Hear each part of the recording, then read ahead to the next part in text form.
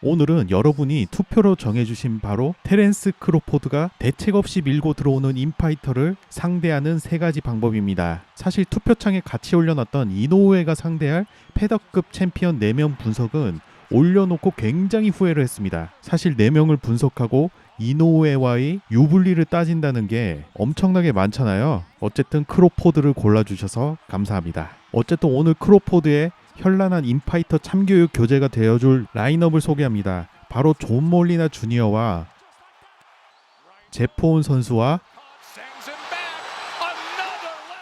마지막으로는 숀 포터 선수입니다.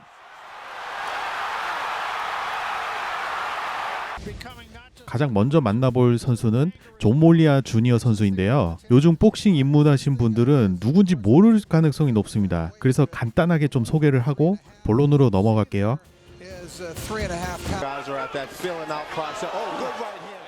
존 몰리나 선수의 복싱 스타일을 한마디로 요약하자면 무지성 불도저입니다. 피지컬이 워낙 사기급 깡패라서 앞뒤 안 가리고 일단 앞으로 들어가서 펀치를 날립니다. 상대가 어떤 전략을 갖고 나왔어도 이 붕붕 휘두르는 무식한 주먹에 한 대 걸리면은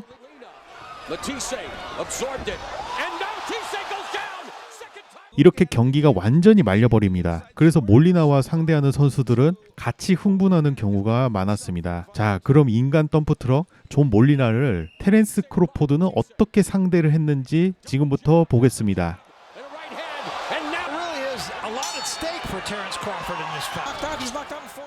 자, 그것은 바로 이름부터 아주 빳빳하고 묵직한 스티프 잽입니다. 자, 이 스티프 잽의 원리를 좀 직관적으로 설명을 드리면 뒷발부터 시작해서 다리, 골반, 허리, 어깨 순으로 힘을 스무스하게 전달해서 체중을 대각선으로 꽂아 넣는 기술입니다. 말 그대로 뒷발에 온 체중을 앞발로 이동시키면서 상대 얼굴을 뚫어버릴 기세로 치는 잽을 가장한 스트레이트라고 볼 수가 있습니다. 자, 아무튼 대각선으로 잽을 치라는 말이 생소해서 그런지 설명을 드려도 이해를 못하시는 분들이 많이 계시더라고요. 그래서 원리를 더 자세하게 설명드리기보다는 이렇게 중간중간에 짧게나마 언급하고 넘어가도록 하겠습니다.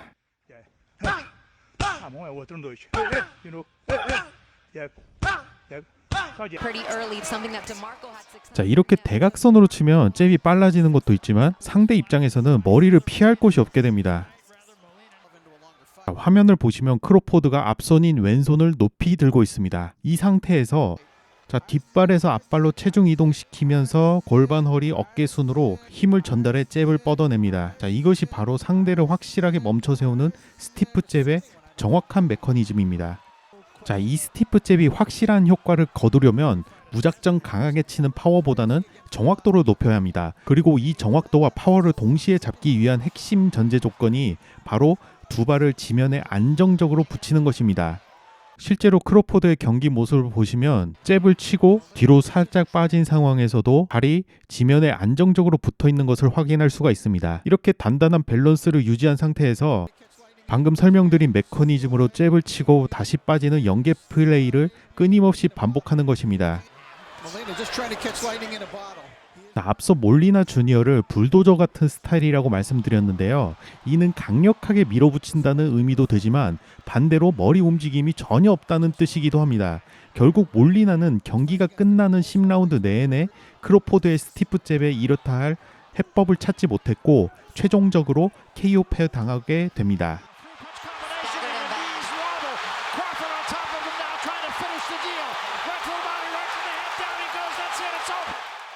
방금 크로포드가 경기를 끝내는 훅 자세를 보시면 몸의 중심축이 전혀 흔들리지 않는 것을 볼 수가 있습니다. 하체와 몸통의 축을 단단히 고정해 둔 상태에서 팔은 오직 원심력만을 이용해 휘두르는 것인데요. 이것이 바로 디미트리 비볼이 강조했던 팔은 밧줄, 주먹은 그 끝에 매달린 돌멩이라고 생각하고 던져라는 이론의 핵심이라고 볼 수가 있습니다.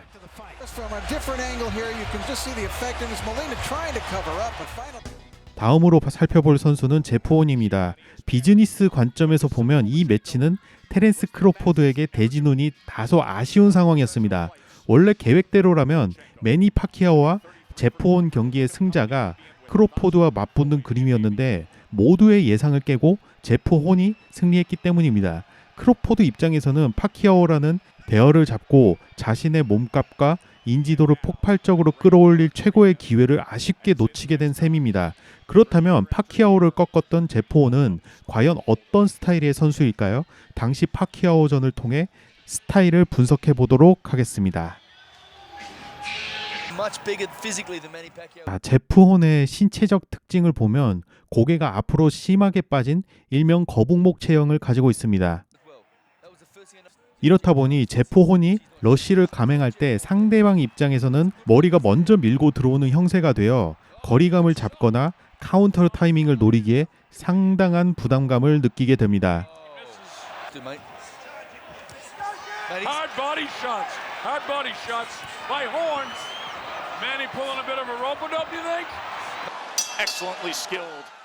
이런 제포혼을 크로포드가 어떻게 상대했는지 지금부터 살펴보겠습니다.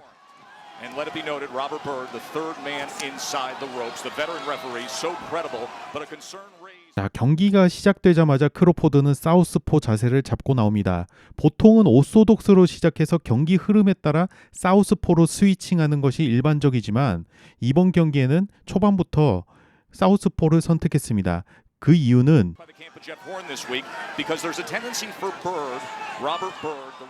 제포혼의 머리부터 밀고 들어오는 러쉬를 경계해 먼저 확실한 거리를 확보하기 위해서였습니다. 이 사우스포 자세를 기반으로 크로포드가 제포혼의 공세를 무력화한 이번 경기의 핵심 키워드는 바로 클린치입니다. 크로포드가 이토록 적극적으로 클린치를 활용한 이유는 인파이터의 가장 큰 적인 체력을 갉아먹기 위해서입니다. 인파이터가 12라운드 내내 강한 압박과 폭발적인 힘을 유지하는 것은 사실상 불가능합니다. 그렇기 때문에 크로포드는 경기 초반 앞서 설명해드린 스티프 잽으로 야금야금 데미지를 누적시키는 동시에 자세를 미리 낮게 가져갔습니다. 그리고 밀고 들어오는 제포혼의 겨드랑이 아래를 팔로 들어올리는 클린치를 계속해서 반복했습니다. 상대의 전진하종을 역이용해 중심을 무너뜨리고 지치게 만드는 전술이었습니다. 사실 인파이터를 상대하는 것이 까다로운 진짜 이유는 상대가 거칠게 밀고 들어올 때 나도 모르게 페이스를 잃고 같이 흥분하기 때문입니다. 상대의 진흙탕 싸움에 말려드는 것, 바로 인파이터가 노리는 가장 이상적인 구도입니다. 하지만 크로포드는 상대의 템포에 전혀 휘말리지 않았습니다. 오히려 철저하게 냉정함을 유지하며 차분하게 한두 대의 펀치를 적중시킨 후 곧바로 클린치로 전환해 흐름을 끊어놓는 플레이를 끊임없이 반복했습니다.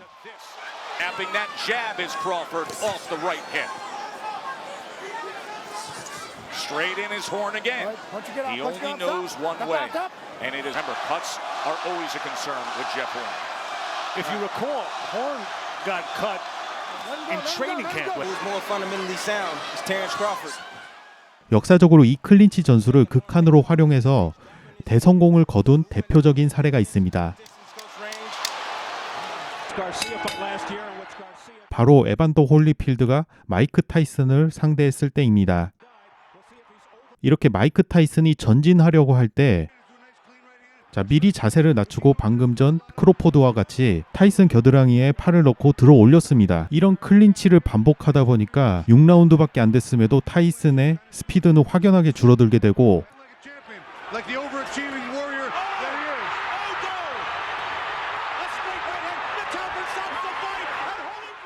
결국 홀리필드가 승리하게 된 것입니다.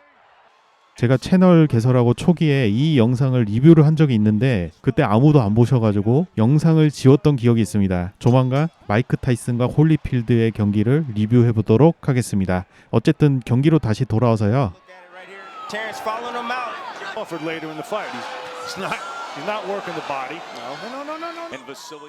이렇게 끊임없이 타격하고 클린치를 하니까 제포혼의 스피드와 파워는 점점 줄어들게 되고 빠른 크로포드 입장에서는 손쉽게 경기를 끝낼 수 있었습니다.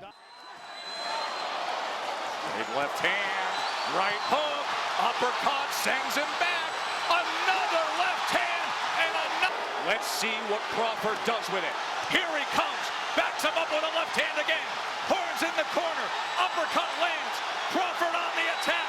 That's it. It's over. It's over. We celebrated it.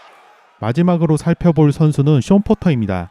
숀 포터는 앞서 확인한 두 선수와는 격이 다른 수준 기량을 보여줍니다. 속도가 빠르고 머리 움직임까지 유기적일 뿐만 아니라 체력 또한 지칠 줄 모르는 선수입니다. 특히 일반적인 인파이터들이 전형적인 약점인 앞으로 과도하게 쏠리는 무게중심과는 달리 포터는 전진하면서도 공수 밸런스를 안정적으로 유지하는 능력이 탁월합니다. 이 때문에 상대의 허점을 영리하게 공략해오던 크로포드 역시 이 경기 초반만큼은 거리와 타이밍을 잡는데 다소 어려움을 겪게 됩니다.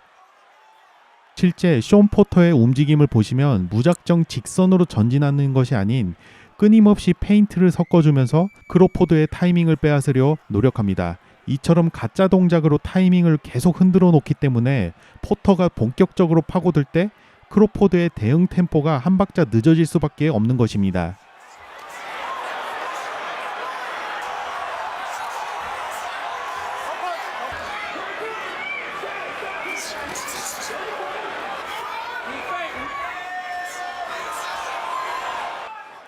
그러다 보니 방금 전에 몰리나 주니어나 제포원에게 썼던 그 기술들을 사용하기에는 어려움을 겪었습니다. 계속 들어갈까 말까 페인트를 주니까 스티프 잽 나올 타이밍도 잡지 못하고 게다가 클린치 타이밍도 늦어서 오히려 숀 포터가 클린치에서 유리한 포지션을 가져갑니다. 화면을 보시면 크로포드가 공격 타이밍을 전혀 잡지 못하는 모습입니다. 원래 인파이터는 어느 정도 맞으면서 파고들어야 하는 숙명을 가지고 있는데요.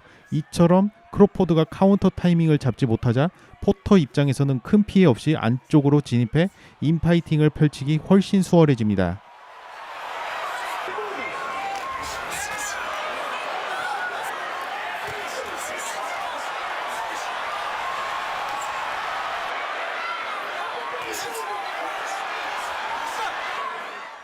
그렇다면 크로포드는 이 난관을 어떻게 해결했을까요? 그 해법은 바로 훅을 활용해 숀 포터의 방향을 돌려놓는 것입니다. 마치 거칠게 돌진하는 황소를 흘려보내는 투우사처럼 크로포드는 측면 훅을 끊임없이 던지며 포터가 직선으로 압박해 들어오지 못하도록 회전시켰습니다. 즉 직선 압박이 강한 인파이터를 정면에서 맞이하기보다는 좌우로 끊임없이 방향을 틀어주며 상대의 밸런스를 뒤흔드는 전략입니다.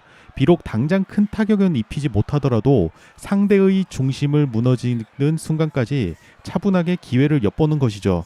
인파이터를 상대할 때 같이 흥분하면 페이스를 잃고 상대의 구도에 말려들지만 철저하게 냉정함을 유지한다면 리듬이 흔들리는 쪽은 조급해진 인파이터입니다.